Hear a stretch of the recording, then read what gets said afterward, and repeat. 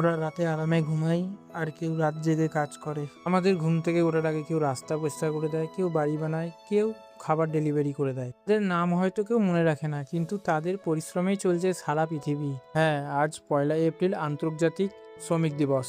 শ্রদ্ধা জানাই সেই বাবাটাকে যে দিনের পর দিন নিজে পুড়েও পরিবারকে সচল রাখছে। শ্রদ্ধা জানাই সেই ভাইটাকে দাদাকে যে নিজের সুখ শান্তি বন্ধু বান্ধব সব ছেড়ে দিয়ে বিদেশে পড়ে আছে দিনের পর দিন। এদের প্রতি শ্রদ্ধা ভালোবাসা আর সুস্থতার কামনা করি।